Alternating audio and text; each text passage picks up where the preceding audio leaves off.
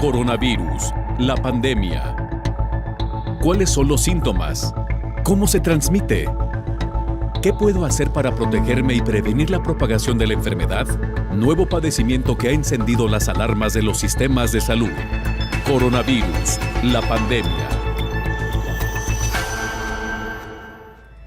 Bienvenido a esta emisión de Coronavirus, la pandemia. Le recordamos que este programa es una producción de la Universidad de Guadalajara que se transmite desde el foro de Canal 44 y que llega a México y América Latina gracias a la señal de las televisoras públicas que se suman a esta emisión. Saludamos con gusto también a nuestra audiencia en Radio Universidad de Guadalajara y les invitamos para que se queden con nosotros a lo largo de la siguiente hora. Hoy dedicaremos parte de nuestro programa a hablar sobre la salud mental de las mujeres en tiempo de pandemia. Los expertos nos ayudarán a entender por qué este grupo poblacional ha resultado ser uno de los más vulnerables en cuanto a salud mental en medio de esta pandemia de COVID-19. Pero también les estaremos contando cómo algunas organizaciones internacionales de derechos humanos comienzan a llamar la atención sobre algunos derechos que han sido violentados en la humanidad o hacia los ciudadanos en medio de esta pandemia de COVID-19, particularmente el derecho a la libre circulación, a la libertad de reunión y a la privacidad. También le estaremos presentando el reporte más reciente de Amnistía Internacional en el que llama a los gobiernos de América Latina y del Caribe a dar prioridad a los grupos vulnerables en medio de este proceso de vacunación que ha iniciado ya hace algunos meses. En la región de América Latina se han administrado 182 millones de dosis de COVID-19. Chile ha vacunado ya al 16% de los 19 millones de habitantes que tiene y México lleva 783.790 personas con el esquema completo de vacunación. Esto equivale apenas al 0.60%. Países han aplicado el derecho internacional, el cual contempla la restricción de determinados derechos y libertades, otro de los temas que estaremos abordando hoy en este programa especial. Vamos con nuestra compañera Isaura López para que nos ponga en contexto, para que dé marco al programa de hoy.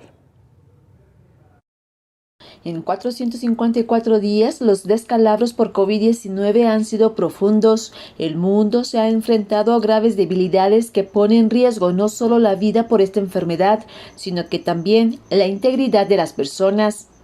Una de las grandes afectaciones del planeta ha sido la salud mental, una agonía lenta y mortal que sacude a las familias y aunado a un encierro intempestivo, se agudiza la situación. Cada segundo, minuto y horas se vuelven largas cuando se vive diversos escenarios que vulneran no solo la salud física y mental, sino que también los derechos humanos de las personas. Con la pandemia, la salud mental ha cobrado gran relevancia entre la población en general. Todos, en algún momento, han experimentado cuadros de depresión que, en un porcentaje importante de la población, estos cuadros se han exacerbado y se han convertido en patológicos. La depresión es una afectación que ataca a todas y todos, sin embargo, es más frecuente en las mujeres. En el mes de la mujer, una de las máximas observaciones que han hecho organismos internacionales como la Organización Mundial de la Salud y la Organización de las Naciones Unidas, ONU Mujeres, es el impacto de la pandemia en niñas y mujeres. Especialistas en psiquiatría hacen un llamado a la atención de la depresión de forma pronta y eficaz. De acuerdo con la OMS, el sector femenino es el grupo más vulnerable ante este trastorno del estado de ánimo. A nivel mundial se estima que la depresión constituye un problema importante de salud pública. Más de 4% de la población vive con depresión y los más propensos a padecerla son las mujeres, los jóvenes y los ancianos. La COVID-19 ha atacado a todas y todos. Su cadena de transmisión es latente que además de afectar el sistema pulmonar y otros órganos, ha lastimado la salud mental del mundo. Informó Isaura López Villalobos. El informe diario de la Organización Mundial de la Salud, con sede en Ginebra, Suiza, nos lo presenta nuestro compañero Pablo Gómez, corresponsal de la agencia EFE. Pablo, te escuchamos. Adelante con el reporte. Hola, ¿qué tal? Buenos días, Belén. Buenos días a todo el auditorio de Canal 44. Los contagios de coronavirus rondan los 127,6 millones en el mundo, según los últimos datos de la Organización Mundial de la Salud. La COVID ha sumado algo menos de 500.000 de nuevos contagios en las últimas horas y el total de fallecidos a nivel global ronda ya los 2,8 millones, con unos 9.000 más en la última jornada. Por regiones, América ya supera los 55,7 millones de casos positivos y tiene más de 1,3 millones de muertes. Le sigue Europa por encima de los 44 millones y medio y camino del millón de fallecidos. A continuación va el sudeste asiático con alrededor de 14,8 millones de positivos y unos 219.000 muertos. El Mediterráneo oriental, que suma más de 7,5 millones de casos y más de 158.000 fallecidos. Y África le sigue con algo más de 3 millones de positivos y con casi 78.000 fallecidos. El ranking de países está encabezado por Estados Unidos, que supera ya los 30 millones de casos. Brasil va a continuación, tiene más de 12 millones y medio. India sobrepasa ya los 12 millones y después Rusia, Francia y Reino Unido son los restantes países con más de 4 millones. En número de fallecidos, también Estados Unidos está a la cabeza, supera ya los 545.000. Brasil prácticamente se sitúa en 314.000. México está en torno a los 202.000 y después India tiene unos 162.500. Y un último apunte, el grupo de expertos de la OMS que estudia las vacunas contra la COVID-19 está terminando su análisis de las desarrolladas en China por las firmas Sinovac y Sinopharm. En los próximos días podría confirmar si autoriza o no su uso de emergencia. Reportó desde Europa Pablo Gómez para el programa Coronavirus, la pandemia. Muchas gracias, Pablo, por esta información. Los números que continúan en ascenso en medio de esta pandemia de COVID-19. Y mire, algunos gobiernos internacionales han tenido que recurrir al derecho internacional debido a lo que consideran son las amenazas por COVID-19. El derecho internacional contempla la restricción de determinados derechos y libertades, y esto es aplicable cuando existen serias amenazas a la salud pública o en un contexto de emergencia donde está en peligro la vida de la población, como es el caso de una pandemia, por lo que puede ser aplicado perfectamente a la contingencia que vive el planeta por la COVID. Esto está escrito en los Principios de Siracusa y fueron aprobados desde agosto de 1984 en esa ciudad italiana. Sí, dice el documento, está permitido, pero con ciertas condiciones. Estas se pueden resumir en 3. Deben ser legales, necesarias y proporcionadas.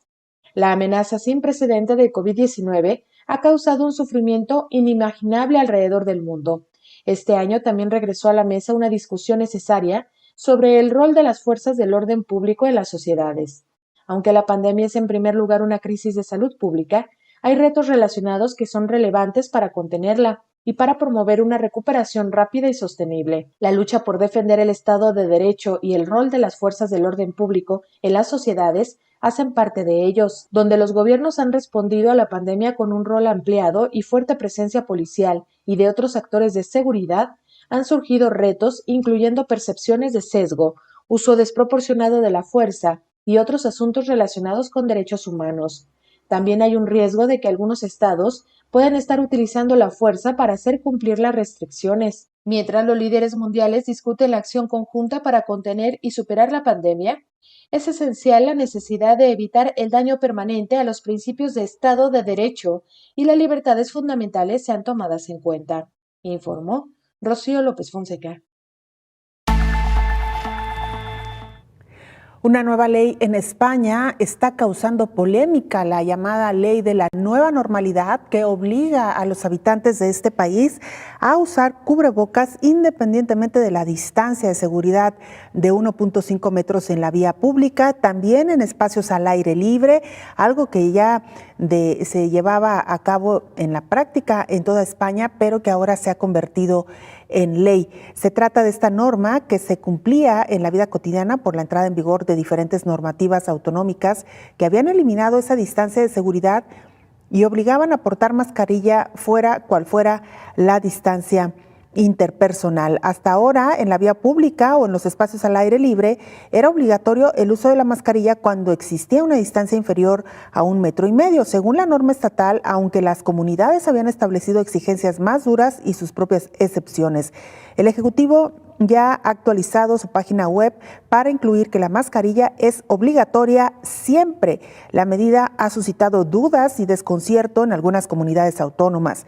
La portavoz del gobierno, María Jesús Montero, ha indicado horas después de la publicación de esta ley que se someterá a una revisión en el Consejo Interterritorial de este miércoles para determinar si es necesaria una matización. Se abre, sin embargo, un horizonte jurídico incierto, dado que, según expertos consultados, para modificar una ley es necesario hacerlo a través de otra ley, que requerirá de un trámite parlamentario o de un real decreto de ley que se aprueba en casos de extraordinaria y urgente necesidad. Es decir, que lo que acuerde el Ejecutivo con las comunidades sería insuficiente en sí mismo para introducir cualquier modificación, a no ser que una de las excepciones de la ley sirva para reinterpretar el texto. La norma establece que el uso de los cubrebocas no será exigible cuando, por la propia naturaleza de las actividades, el uso de la mascarilla resulte incompatible con arreglos a las indicaciones de las autoridades sanitarias, algo que sucede, por ejemplo, al darse un baño en la playa o en la piscina. El especialista en salud pública consultado por el periódico El País, José Martínez Olmos, considera, no obstante, que esta excepción no es aplicable al tomar el sol en una toalla. Las personas de 6 años en adelante quedan obligadas al uso de mascarillas en la vía pública, en espacios al aire libre y en cualquier espacio cerrado de uso público o que se encuentre abierto al público. Se lee en el artículo publicado este martes. La ley es un compendio de las medidas de la desescalada que se acordaron en junio de 2020, una vez que venció el primer decreto del estado de alarma que el gobierno había aprobado. La norma se aprobó como decreto ley y empezó a aplicarse, pero luego se tramitó como ley y ahora entra en vigor de forma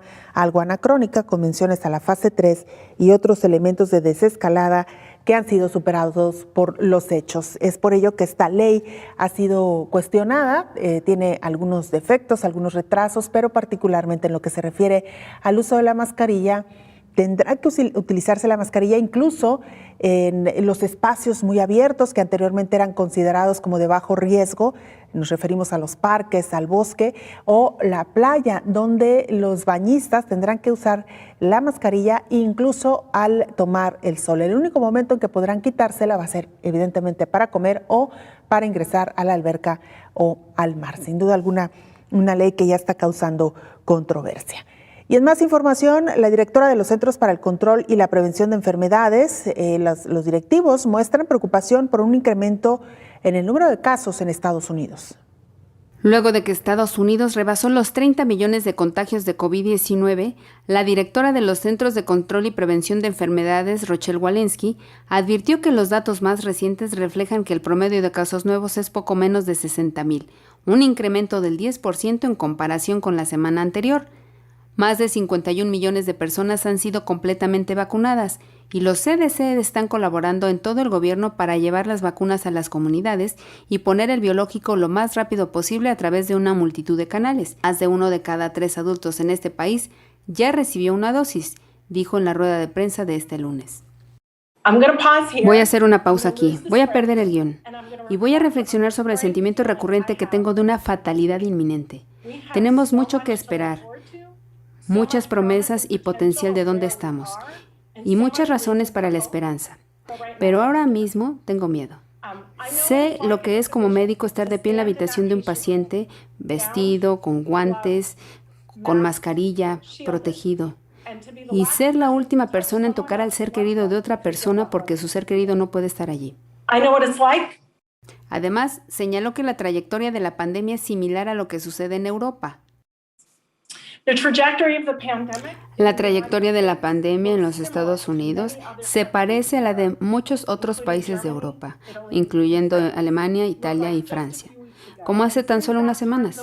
Y desde entonces, esos países han experimentado un aumento constante y preocupante en los casos. No somos impotentes. Podemos cambiar esta trayectoria de la pandemia, pero será necesario que todos volvamos a comprometernos a seguir las estrategias de prevención de salud pública de manera constante mientras trabajamos para vacunar al público estadounidense.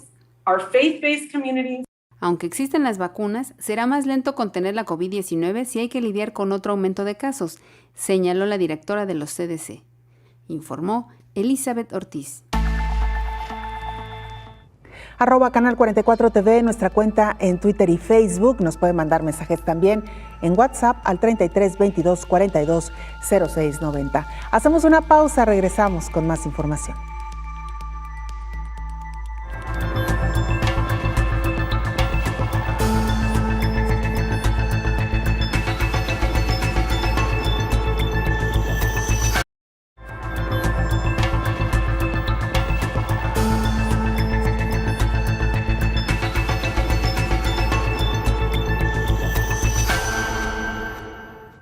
Se lo decíamos ya al inicio de este espacio, los derechos humanos de algunos ciudadanos se han visto vulnerados en medio de esta pandemia de COVID-19. Los expertos hablan. Con la aparición de la emergencia por la COVID-19, organizaciones internacionales de derechos humanos han identificado la afectación directa de 3 derechos humanos fundamentales. Se trata del derecho a la libre circulación. Este es el que más se ha visto afectado. Las restricciones de movilidad local y hasta internacional se presentó casi de manera inmediata en cuanto fue considerada a la COVID como una amenaza global. El derecho a la libertad de reunión, ligado al anterior, tampoco se ejerce este derecho de forma 100% libre, aunque se pueden reunir a través de las nuevas tecnologías. No se puede hacer de forma presencial. En algunos países incluso se prohibió la reunión de más de 2 núcleos familiares. Y el tercero, el derecho a la privacidad. Aquí también se han hecho concesiones. En un país donde la mayoría de la población está confinada, es difícil delimitar la esfera pública de la familiar. Las personas que están teletrabajando han convertido sus hogares en oficinas. Y no solo eso, también se ha visto afectada la protección de datos personales. Por ejemplo, las aplicaciones que en algunos países permiten recoger datos de geolocalización y que se están utilizando para estudiar la movilidad de la población. En algunos países el derecho al libre culto tampoco se puede desarrollar, debido a la suspensión de los oficios religiosos, o la libertad de expresión, con leyes y medidas de vigilancia para prevenir la difusión de información falsa. Las organizaciones dedicadas a la defensa de los derechos humanos lo advirtieron desde el principio. La pandemia por la COVID no debe ser un retroceso en las libertades civiles que tanto ha costado conquistar, informó Rocío López Fonseca. Vamos a la línea telefónica, saludamos a la doctora Nuria Marcos, ella es directora médica de regulación y de calidad del UNVEC en México, Centroamérica y países andinos. Doctora, ¿cómo le va? Bienvenida. Muy buenos días, Belén, muchas gracias por invitarme, un placer estar con vosotros. Gracias, doctora. Quizá para dar un poquito de contexto del por qué hablar con usted sobre el tema que hoy nos ocupa, que tiene que ver con la salud mental, quizá sería interesante contarle a nuestra audiencia que esta compañía, la que usted representa, la empresa farmacéutica, está basando varias de sus investigaciones en enfermedades neurológicas y psiquiátricas. Cuéntenos en qué están trabajando actualmente. Exacto, nosotros somos una compañía que tenemos una compañía que fue fundada hace más de 100 años y tenemos una larga trayectoria precisamente en la investigación y en el tratamiento de las enfermedades del cerebro. Somos una compañía completamente enfocada a buscar la restauración de la salud mental. Y tenemos, como he comentado, una larga trayectoria en este terreno. Es una compañía danesa y fue fundada efectivamente hace más de 100 años y investigamos en torno a las enfermedades del cerebro.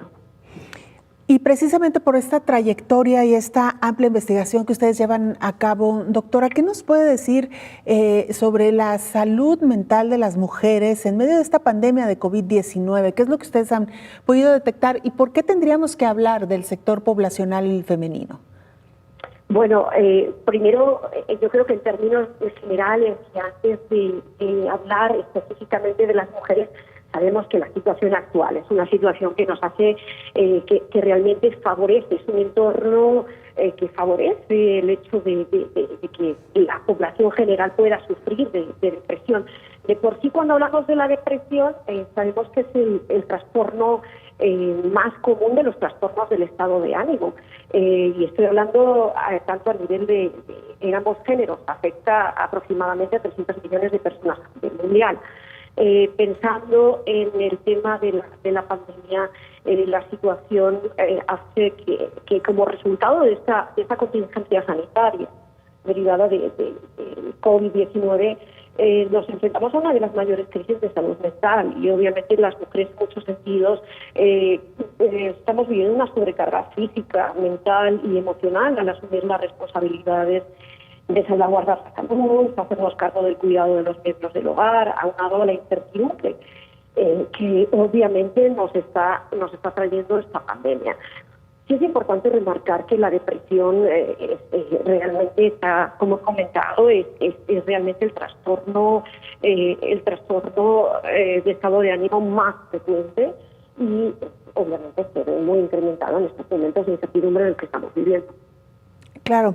Doctora, fisiológicamente, usted lo ha aclarado muy claramente, valga la redundancia, esta pandemia está afectando la salud mental de todos, independientemente del género o la condición. Sin embargo, quisiera preguntarle si fisiológicamente el organismo de la mujer puede tener, digamos, más susceptibilidad a algunas afectaciones emocionales. Bueno, la depresión en mujeres sí se ha visto que puede tener una relación con cambios hormonales, ¿no? Eso es un tema relevante, pero también es importante mencionar que en estos momentos el género también es un factor determinante, la obligación de cumplir con los deberes asociados con un poquito con la maternidad, el rol que tenemos de cuidadoras dentro de la casa, pues también en esta coyuntura actual lo hace un poco más complicado, pero sí, efectivamente también existen estos factores hormonales. Claro. Cuando se está en medio de esta situación, ¿cómo saber, doctora, que se requiere, que ya es momento ya de solicitar ayuda profesional y cuáles son algunas de las opciones que se pueden encontrar dentro, sobre todo de la farmacología, aunque hay que decirlo, pues esto tendría que ser obviamente vigilado por un médico? Bueno, yo creo que hay que considerar que el reconocimiento de la depresión es un tema prioritario en estos momentos, más que en cualquier otro momento. Sí deberíamos prestar especial atención a determinados síntomas, el hecho de esos sentimientos de tristeza, de irritabilidad, una falta de interés o placer, que se conoce a veces como anedonia, aumento, pérdida de apetito, fatiga o cansancio. Por ejemplo, las alteraciones del sueño también son muy típicas, una inactividad o abandono de las actividades habituales, sentimientos de desesperanza, incluso en casos graves puede haber pensamientos suicidas. Es importante estar alerta realmente cuando uno tiene este tipo de sentimientos y buscar, ante esta señal de alarma es muy importante solicitar ayuda médica y acudir a consulta con el psicólogo o el psiquiatra sin tener ningún prejuicio en términos de estigmatizar este tipo de padecimiento, ¿no? También es importante asegurar que hay que establecer horarios para dormir, para despertar, cuidar de nuestra alimentación, realizar actividades lúdicas, mantener contacto con familiares, amigos, que por ejemplo, escuchaba hace un momento que ustedes decían, hay muchos medios, actualmente los medios digitales nos permiten mantener ese contacto, pero sí debemos buscar normalizar nuestra vida dentro de lo posible, siempre evitando los riesgos. Este es un tema relevante y estar alerta ante estos síntomas. Claro, justamente, ¿cómo saber, doctora, que se trata de una depresión pasajera? Digamos, al final es un sentimiento, algo que podemos sentir los humanos en cualquier etapa de nuestra vida, pero ¿cómo saber que se trata de una depresión pasajera o cuánto se trata ya de algo que debe llevarnos a solicitar ayuda, tanto familiar como médica? Claro, cuando realmente estos síntomas comienzan a prolongarse en el tiempo, cuando no es algo que en un momento dado, bueno, uno puede sentirse triste en un momento dado o puede tener esa falta de interés en un momento dado, pero el hecho ya de prolongarse en el tiempo, esto nos obliga a buscar ayuda. Entonces, y no es de extrañar en estos momentos que realmente se pueda prolongar el tiempo, por ello es importante buscar ayuda a la brevedad posible, pero sí pensar siempre en un lapso de tiempo, no es algo puntual o diciendo así, sino que de una forma sostenida, el mantener estos síntomas de forma sostenida nos debe llevar a una consulta con un especialista.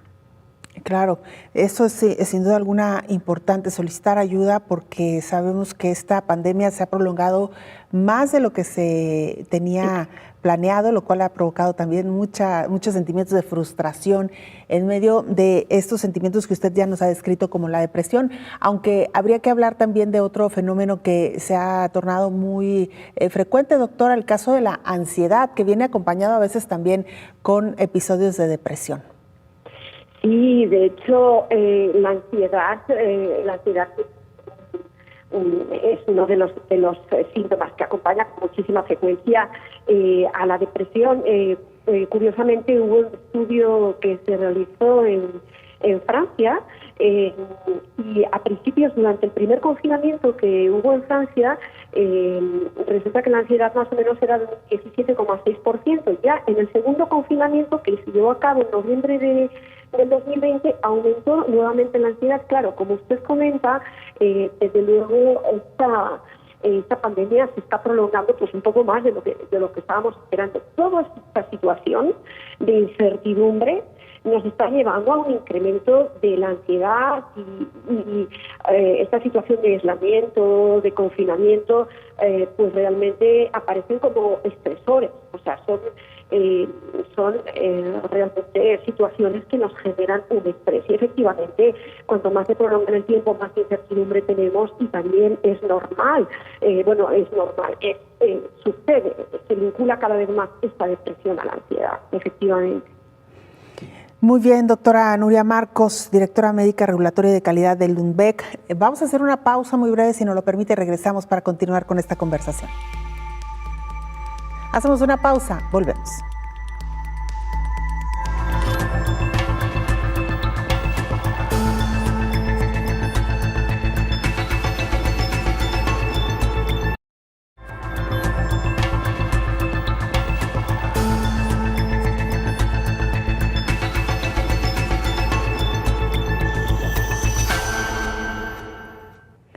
Regresamos con esta charla que sostenemos con la doctora Nuria Marcos, directora médica regulatoria y de calidad del Lundbeck en México, Centroamérica y países andinos. Doctora, le quisiera preguntar qué es lo que ustedes han apreciado y han aprendido también a lo largo de esta pandemia dentro de las investigaciones que realizan cotidianamente.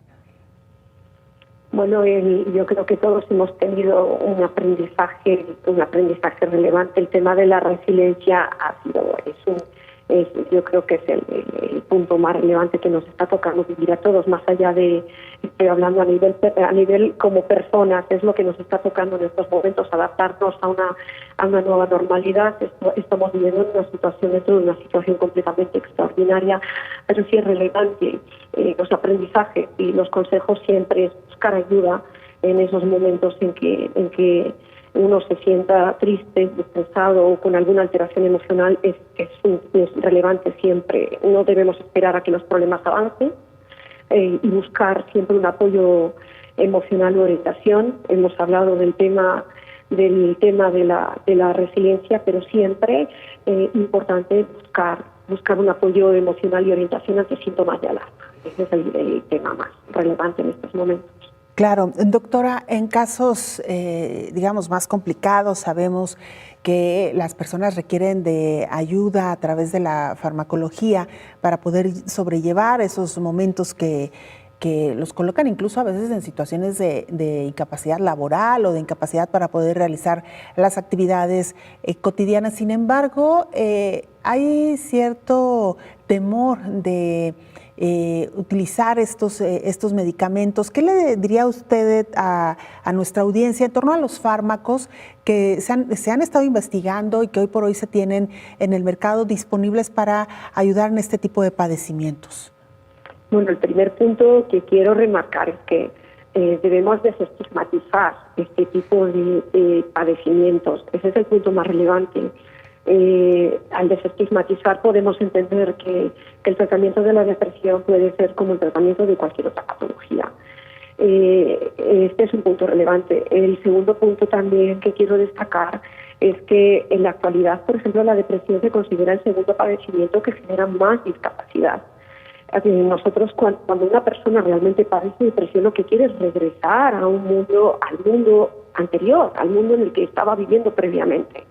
Entonces, siempre, insisto, es importante buscar la ayuda de un especialista que realmente pueda proveer la medicación más adecuada ante este padecimiento, y es relevante desestigmatizar este tipo de patologías porque pueden ser como cualquier otra enfermedad, y lo importante es utilizar los medicamentos adecuados para poder superar este tipo de padecimiento.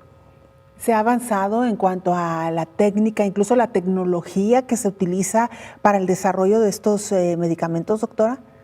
Sí, definitivamente. Nosotros somos un laboratorio que investigamos en torno a la depresión. Sí se ha avanzado. Existen medicamentos cada vez más que se busca el diseño específico de medicamentos. En la historia, al principio, muchos medicamentos antidepresivos aparecían por casualidad. Sin embargo, actualmente realmente existen antidepresivos que son de diseño específicamente, y efectivamente sí se ha ido avanzando con el paso del tiempo en antidepresivos cada vez más sofisticados. Una de las preguntas más frecuentes que algunos pacientes se hacen cuando tienen que ser medicados, doctora, es si este medicamento tendrá que ser de por vida, si crean alguna dependencia, o si se puede tener incluso la posibilidad de tomar un tratamiento y conforme vayan mejorando ir retirando estos fármacos. Esto siempre queda a criterio del médico tratante. No forzosamente un antidepresivo es un medicamento que se debe tomar de por vida, pero siempre el médico tratante hace una historia clínica, evalúa los factores exógenos y endógenos del propio paciente, y en función de ello determina el tratamiento más adecuado, determina el tiempo por el que debe recibir ese tratamiento, y a partir de allí se establece cuáles serían las pautas definitivas, pero no significa que tenga que ser de por vida. Existen muchos factores y por ello cada caso se evalúa de una forma distinta. Claro. Muy bien, doctora. Por último, y a reserva de que usted nos quiera comentar algo más, ¿están trabajando en algún proyecto en esta farmacéutica para cualquiera de las enfermedades que ustedes ven? Sí, nosotros tenemos un pipeline de investigación y estamos enfocados a diferentes enfermedades, tanto neurológicas como en el campo de la psiquiatría.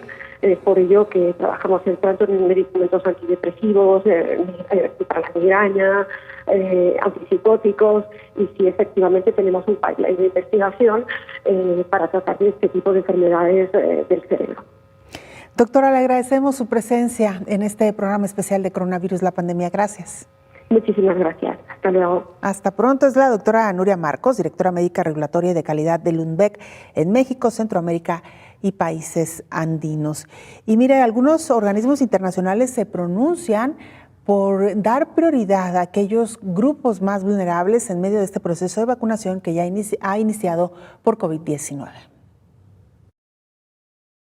En un informe presentado por Amnistía Internacional, recordó a los gobiernos de América Latina y el Caribe que deben dar prioridad a los grupos de alto riesgo en la vacunación contra la COVID-19 y garantizar una transparencia absoluta en el diseño y aplicación de sus programas de vacunación y en sus acuerdos con las empresas farmacéuticas. En el documento titulado Las vacunas en las Américas, 10 imperativos de derechos humanos para garantizar la salud a todas las personas, analiza los planes de vacunación de 17 países de América Latina y el Caribe y contiene 10 recomendaciones básicas dirigidas a gobiernos y empresas. Como ejemplo, Amnistía Internacional señaló lo que sucede con los pueblos originarios de los países de América. Aunque varios países han incluido a los pueblos indígenas entre los grupos prioritarios de su programa de vacunación, Chile, El Salvador, Guatemala, Honduras, México y República Dominicana no mencionan protocolos específicos para los pueblos indígenas en sus programas. Este sector representa en varios de estos países un alto porcentaje de la población y han sido sistemáticamente marginados y excluidos de las políticas públicas durante siglos. Asimismo, los gobiernos de Chile, Colombia, México, República Dominicana, Guatemala, El Salvador y Costa Rica han obstaculizado de manera significativa el acceso a las vacunas de las personas refugiadas y migrantes, o lo han bloqueado directamente, a pesar de que el alto comisionado de la ONU para los refugiados ha afirmado que incluir estos grupos en los programas de vacunación es imprescindible para acabar con la pandemia. Aunque muchos gobiernos han prometido públicamente que las vacunas de COVID-19 serán gratuitas para toda la población, solo 9 de los 17 países incluidos en el informe lo han confirmado formalmente en sus programas oficiales o han aprobado la normativa correspondiente, mientras miembros del sector privado de varios países han intentado comprar vacunas directamente a los fabricantes, posiblemente creando planes de vacunación paralelos que pondrían en riesgo la equidad en su administración, informó Rocío López Fonseca. De los países de América Latina, Chile ocupa los primeros lugares que aventaja en cuanto a vacunación completa. En la región de las Américas han sido administradas 182 millones de dosis anti-COVID. En el continente hay 58.544.000 personas con el esquema completo. Chile vacunó al 16% de los 19.2 millones de habitantes que tiene. Estados Unidos cubrió con el esquema completo al 14% de los 332 millones de habitantes. Brasil apenas inmunizó a 1.80 de los 213 millones de personas. México lleva 783.790 personas con el esquema completo, equivale al 0.60% de los 130 millones de mexicanos. COVAX es el programa de la Organización Mundial de la Salud para garantizar vacuna para los países más pobres. El dato más reciente indica que fueron entregadas 2.580.000 dosis de vacunas anti-COVID a través de este mecanismo en la región de las Américas. De las 19 entregas realizadas, 3 corresponden al biológico desarrollado por Pfizer, 2 a través del Instituto Serum y el resto de AstraZeneca. Hasta ahora, el mayor cargamento de vacunas por parte de la Organización Panamericana de la Salud fue para Brasil con 1.022.000 vacunas. Los países que ya recibieron la dosis son Colombia, Perú, El Salvador, Guatemala, Honduras, Ecuador, Argentina, Belice, Jamaica, Trinidad y Tobago. Esta semana llegaron 24.000 dosis a Guyana. Es el primer envío. De acuerdo con la primera ronda de asignaciones de COVAX, se espera que Guyana continúe recibiendo dosis hasta mayo, hasta llegar a 100.800, la cantidad especificada por COVAX. Guyana es uno de los 10 países de América Latina y el Caribe que están recibiendo vacunas sin costo a través del compromiso de mercado avanzado de COVAX y el primero en recibir el biológico, informó Rocío López Fonseca. Sin duda alguna, la llegada de las primeras vacunas al mundo se convirtió en una gran luz de esperanza en medio de esta pandemia de COVID-19. Sin embargo, han pasado los meses y a pesar de que algunos países avanzan de manera regular en cuanto a la inmunización de sus habitantes, esto no ha frenado el número de casos por COVID-19, lo cual ha provocado ya preocupación entre la humanidad. Hay quienes se preguntan si realmente las vacunas están siendo lo efectivas que se esperaban para que pudiera frenarse esta pandemia. La BBC de Londres, en un informe presentado recientemente a través de su portal de noticias, cita 5 puntos por los cuales pareciera que hasta ahora las vacunas contra COVID-19 no han detenido todavía los contagios. Como número 1 señala que las vacunas tardan en hacer efecto y no son efectivas al 100%. Las vacunas distribuidas mayoritariamente son de 2 dosis. Tras la primera dosis existe una buena respuesta inmune que se activa aproximadamente 2 meses después de ser aplicada. Sin embargo, es realmente la segunda dosis la que luego aumenta esa respuesta inmune y la inmunidad ya adquirida se vuelve aún más fuerte. Como segundo punto señalan también que no hay suficiente gente vacunada. Chile es uno de los países que sabe bien que la campaña de vacunación no es suficiente para contener el virus. La nación sudamericana vive otra vez un repunte de casos similar al que tuvo en julio del año pasado. Eso a pesar de ubicarse en el 5º lugar mundial en cuanto a vacunas administradas. No hay contradicción entre el aumento de los casos y las vacunas. Realmente estaríamos pidiendo algo que no se puede esperar de las vacunas. Las vacunas no actúan de inmediato, le dijo a la BBC de Londres el doctor Juan Carlos Said, máster en salud pública por el Colegio de Londres. En términos poblacionales, para bajar el número de hospitalizaciones y de muertes, la vacuna es efectiva cuando el 80% de la población está vacunada. Otro de los aspectos que se menciona es la relajación entre la población.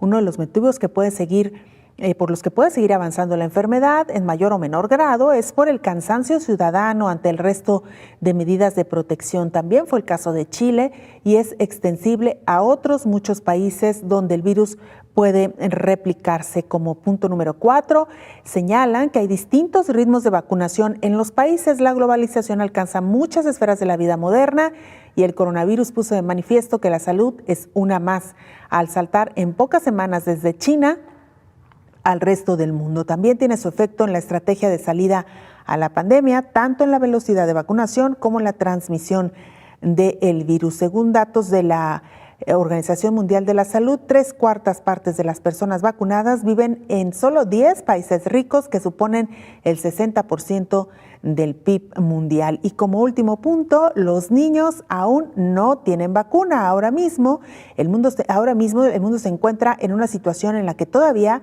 hay una transmisión muy amplia en muchos países, es decir, aún está fuera de control. Por lo tanto, el tiempo que necesitamos para continuar con las precauciones dependerá realmente de lo que las comunidades y los países pueden hacer, pero no solo está el problema de la desigualdad, sino la generacional. El proceso de vacunación por el momento no va a alcanzar a todos los segmentos de la población, entre ellos se puede hablar de los niños. Parte de lo que dice este informe periodístico de la BBC de Londres. Hacemos una pausa, regresamos con más.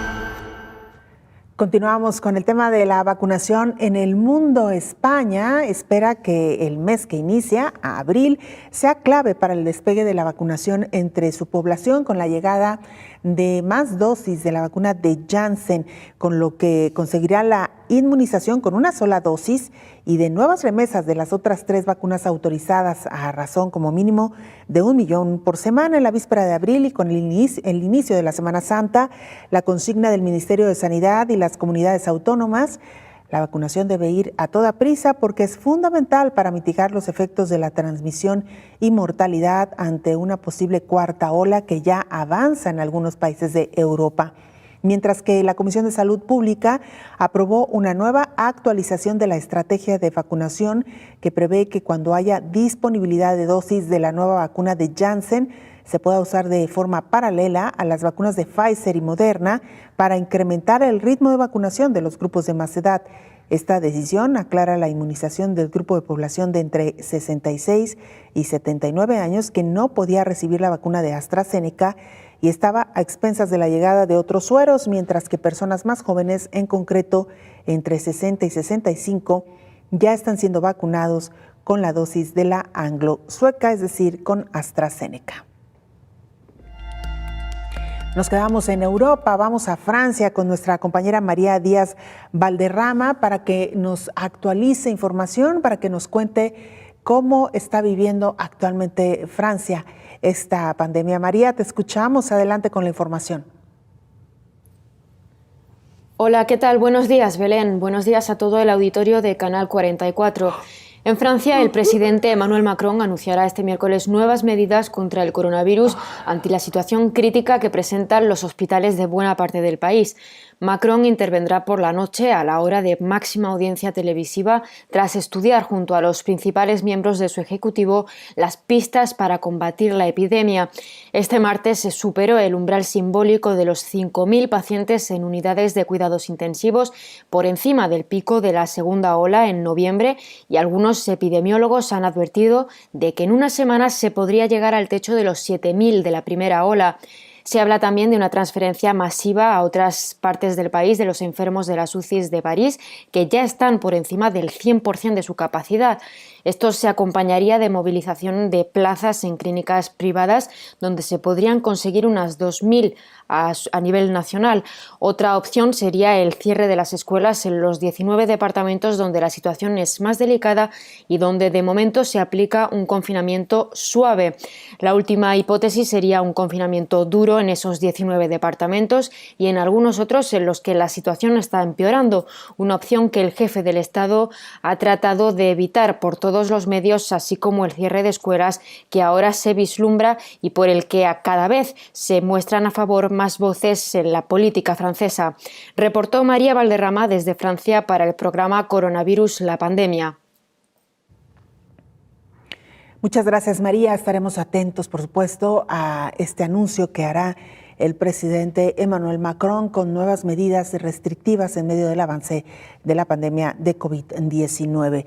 Y mira, antes de ir a esta pieza, regresamos a América Latina porque Brasil rechazó conceder un certificado necesario para el uso de la vacuna anti-COVID y Covaxin después de analizar los riesgos que representa su aplicación en este país sudamericano. La Agencia Nacional de Vigilancia Sanitaria señaló en un comunicado que había rechazado el llamado certificado de buenas prácticas presentado por la empresa responsable de la vacuna Bharat BioNTech. Así que de esta manera se está rechazando este uso de la vacuna anti-COVID india Covaxin, una que también ya está comenzando a circular en el mundo.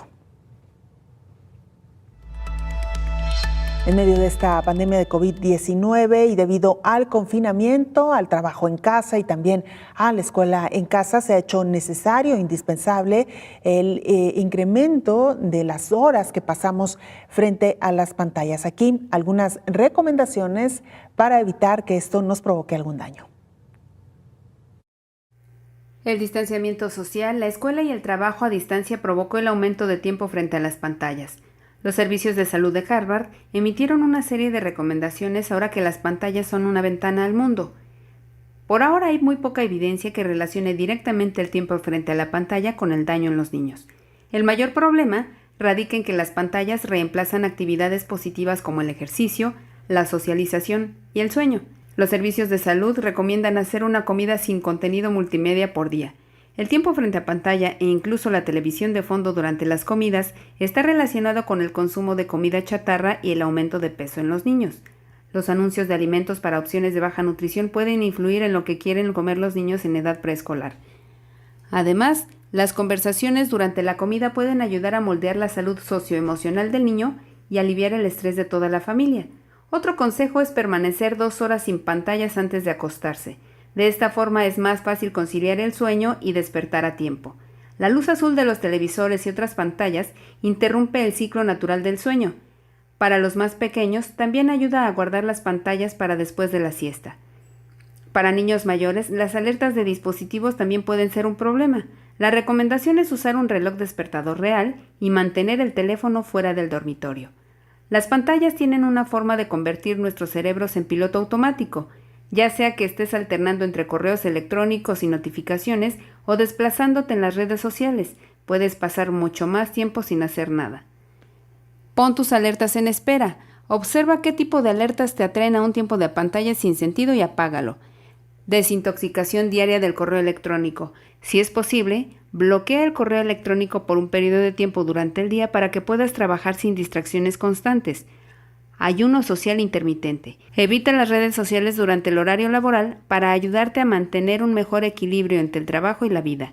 Con un mayor enfoque, reducirás las posibilidades de tener que trabajar hasta tarde, informó Elizabeth Ortiz. Ese día la farmacéutica Pfizer y BioNTech anunciaron que su vacuna contra COVID-19 ha mostrado 100% de efectividad y respuesta a anticuerpos en un ensayo de fase 3 en 2.260 adolescentes de 12 a 15 años de edad con o sin evidencia previa de infección por SARS-CoV-2. Tras la publicación de estos datos, las compañías han avanzado que tienen previsto presentar estos datos en las próximas semanas a la Administración de Alimentos y Medicamentos de Estados Unidos, la FDA por sus siglas en inglés, y a la Agencia Europea del Medicamento, EMA por sus siglas en inglés, para que se solicite una modificación de la autorización con el fin de ampliar su uso en adolescentes de 12 a 15 años de edad lo antes posible. El presidente y director general de Pfizer, Albert Bourla, informó que compartimos la urgencia de ampliar la autorización de nuestra vacuna para su uso en poblaciones más jóvenes y nos sentimos alentados por los datos del ensayo clínico en adolescentes entre 12 y 15 años. Indicó que presentarán los datos a Estados Unidos como una propuesta de enmienda a la autorización de uso de emergencia en las próximas semanas y a otros organismos reguladores de todo el mundo con la esperanza de empezar a vacunar a este grupo de edad antes del inicio del próximo ciclo escolar. Señaló que los resultados iniciales del estudio sobre adolescentes sugieren que los niños están particularmente bien protegidos por la vacunación, lo que es muy alentador dadas las tendencias que se ha visto en las últimas semanas en relación con la propagación de la variante británica. En el ensayo participaron 2.260 adolescentes de 12 a 15 años de edad en Estados Unidos. En el ensayo se observaron 18 casos de COVID en el grupo de placebo frente a ninguno en el grupo vacunado. La vacunación demostró una fuerte inmunogenicidad en un subconjunto de adolescentes un mes después de la segunda dosis. Este resultado es comparable a los obtenidos en participantes de 16 a 25 años de edad en un análisis anterior. Además, la vacuna fue bien tolerada, con efectos secundarios generalmente consistentes con los observados en participantes de 16 a 25 años de edad. Todos los participantes en el ensayo seguirán siendo controlados en cuanto a protección y seguridad a largo plazo durante 2 años más después de su segunda dosis. Pfizer y BioNTech tienen previsto someter los datos a una revisión científica por pares para su posible publicación. La semana pasada, Pfizer y BioNTech administraron la primera dosis a los primeros niños sanos en un estudio global de fase 1, 2, 3 para seguir evaluando la seguridad, la tolerabilidad y la inmunogenicidad de la vacuna Pfizer COVID-19 en niños de 6 meses a 11 años de edad. El estudio está evaluando la seguridad, tolerabilidad e inmunogenicidad de la vacuna en un esquema de 2 dosis con un intervalo de aproximadamente 21 días en 3 grupos de edad: niños de 5 a 11 años, de 2 a 5 años y de 6 meses a 2 años.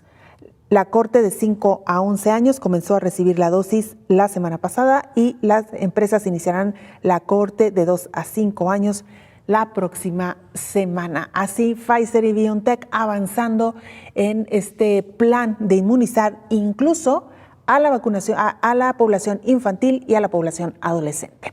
Con esta información nos despedimos. Gracias por habernos acompañado. Le invitamos para que nos sintonice en la siguiente emisión de Coronavirus, la pandemia. Hasta entonces. Coronavirus, la pandemia.